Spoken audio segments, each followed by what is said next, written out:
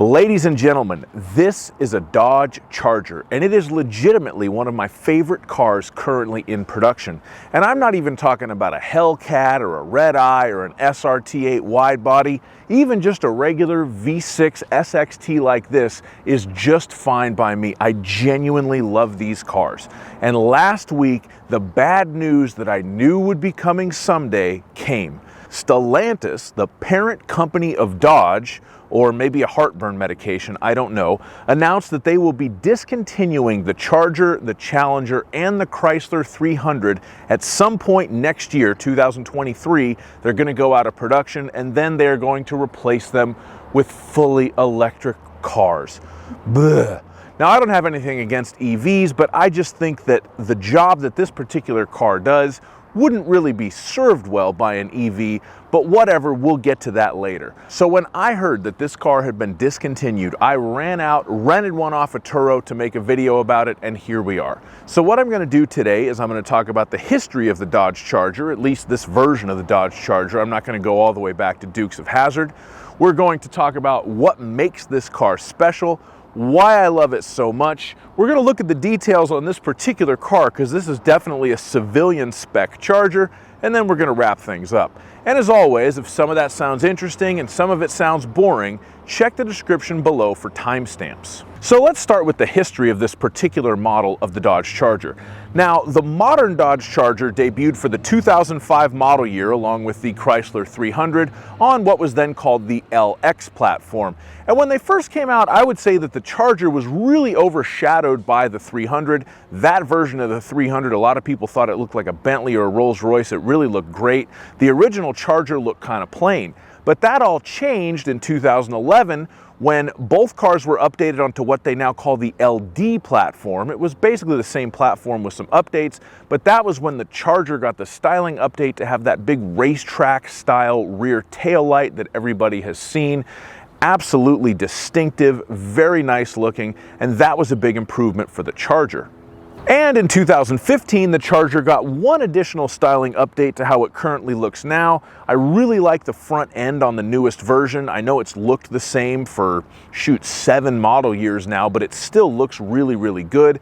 The rear end I don't like quite as much as the 2011 models. I kind of wish they would have left that alone. It still has the racetrack styling, and the actual LEDs in there do look a little bit more modern, but I just prefer kind of the bolder look, I think, of the 2011 model. The 2015, it looks a little bit softer, but it's still a very, very nice looking car, and in my opinion, one of, if not the nicest looking large sedan on sale, even though it's been around for quite a while. So why is the Charger such a great car? Because let's be honest, Chrysler, Dodge, Daimler Chrysler, Stellantis, Fiat Chrysler, whatever you want to call them, the Chrysler and the Dodge brands have been saddled with some pretty bad cars lately. I'm thinking specifically of the Dodge Dart and the Chrysler 200, both hateful products that have been long discontinued, and thank God they have, because neither of those were very nice cars to drive. But the 300 and the Charger came out before those cars and lasted longer than those cars and were always much more highly rated than those cars. So why is this so much better? Well, the key is, underneath all this, it's kind of actually a Mercedes. This car was built during the Daimler Chrysler years, and really this is probably the only good thing that Daimler actually did for Chrysler. The chassis on this is based on the W211 E-Class, which was all new for the 2003 model year. The front suspension and the steering is based on the W220 S-Class, which was all new for the 1999 model year. Which means that the cars that Mercedes-Benz designed while the Twin Towers were still standing are better than the cars that Chrysler designed a decade later. And again, I'm speaking specifically of the 200 and the Dodge Dart. I hate those cars. But a 300 or a Charger, absolutely fantastic, and it's because of the Mercedes DNA.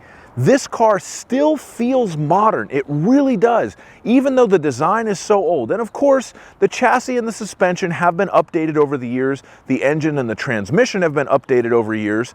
The transmission in this car specifically is a version of the ZF 8HP automatic, so more German technology. But this car has a smooth, comfortable, accurate, predictable way of doing things that belies its platform's age, belies its size, and really that's what has given these cars their staying power, is they're such nice cars to drive. So why do I love the Dodge Charger so much? Well, first of all, it's my kind of car. It's a big, comfortable sedan that's still great to drive, with good handling and a comfortable ride. These are all things that I love in a car. I think it is a fantastic looking vehicle. I mean, look at this thing. The styling is just great. I love the proportions on it. I really think that the muscle car sedan kind of really came into its own as they redesigned it in 2011 and then again in 2015 as far as the exterior. The original one I'm not a huge fan of, but the later iterations are much, much better. But my first exposure to a Dodge Charger, as I'm sure a lot of people's is, was as a rental car. And quite frankly, it's the best rental car ever. If I were president of the United States, I would force Stellantis to leave it in production until the end of time, because this is the rental car. And when you fly into an airport you have never been before and you go to that enterprise desk and you get a rental and it's a Dodge Charger or a Chrysler 300, although I prefer the Charger because I like the way it looks better. You have a big, comfortable, safe-feeling sedan. You roll into a city you've never been to before. You're trying to figure out where you are. But you know what? You're not in a Nissan Versa. You're not in a Hyundai Accent. You are in a big, solid, comfortable car.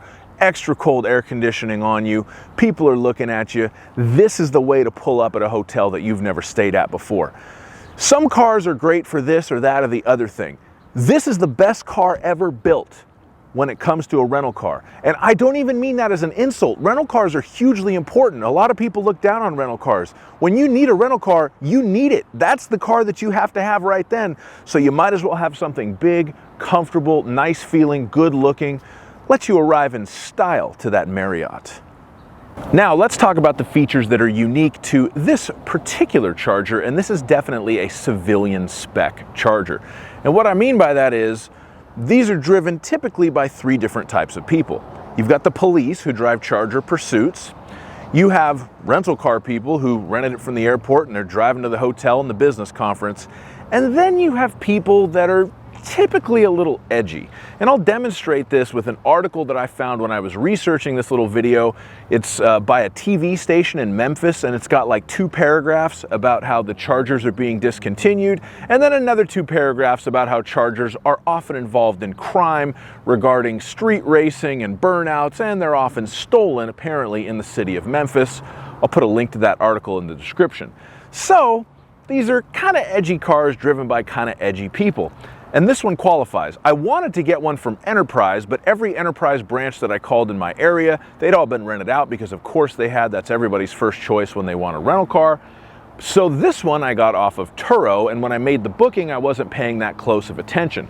So we have aftermarket 22-inch wheels because you can't lose with 22s. I hate giant wheels like this. First of all, my biggest aesthetic complaint is they make the brake discs look tiny. I think that's a horrible look. I don't understand why people do it. Put bigger brake rotors on it if you're going to put the 22s. And normally I would say it ruins the ride, and it does make the car a little bit jigglier on rough city streets or say over speed bumps in a parking lot or something. But on the highway and on surface streets, for the most part, it actually still rides pretty well. So maybe I kind of understand why people put 22s on Chargers and Challengers so often. That Mercedes-derived suspension really helps the big wheel do its job down there.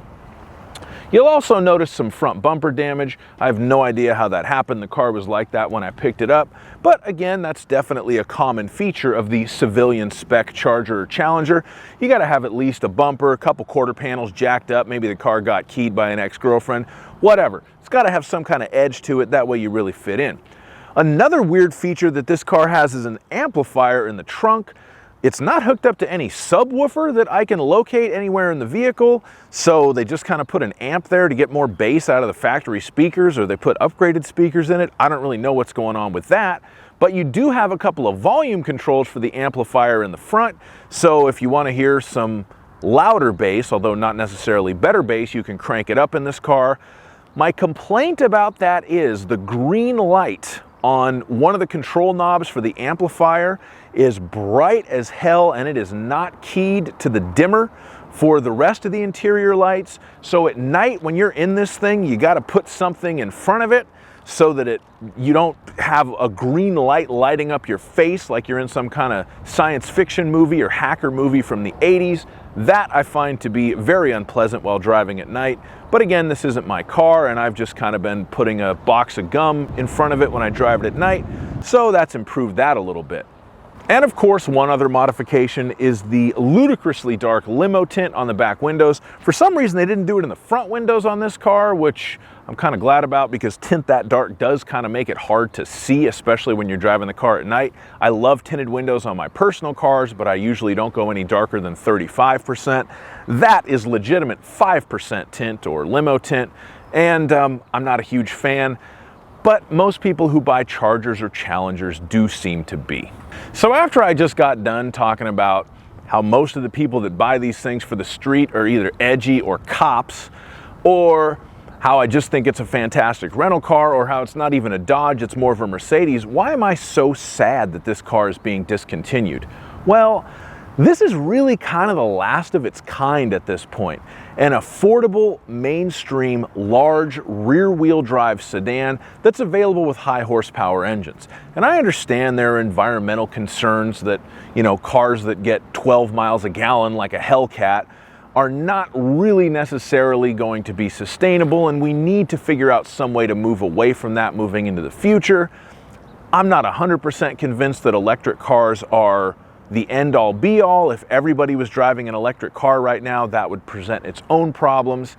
So I'm just sad that the option for a family to be driving around in a nice big sedan, whether they bought it new for a relatively reasonable price, which you used to be able to do before the world turned upside down, or even if they bought it used for cheap as an ex-rental car or an ex-police car, which you can get these as, and again, those used to be cheap before the world turned upside down, that option's really going away for people. There was a time when you could have had a nice one of these, less than 50,000 miles on it for 20 grand-ish, that was only a couple of years old, and those days are long gone now, and they'll be long gone forever when they stop building these things. Although I won't be that surprised if Stellantis ends up extending production for another year just because they don't quite have their stuff together to build the EV that they think is going to replace this and the Challenger. But hey, good luck to them. I hope it all works out great. I do plan on doing at least 2 more reviews on these in the coming months. I would like to get an actual rental from Enterprise and do like a full review with cargo measurements and features and all that. And then I may have tracked down one that I could rent that used to be a Charger Pursuit, a former police vehicle. I love former police cars. I own a Crown Victoria Police Interceptor, and I've kind of been looking at Charger Pursuits lately. So I may rent that one as well. So if you liked my video, please like the video, subscribe to my channel because more Dodge Charger content will be coming, because I love these cars. So any excuse that I can have to drive one around and make some YouTube videos about it, I'm going to take that excuse. But anyway, thank you so much for watching. Hope you have a fantastic day. Drive safely. Bye-bye.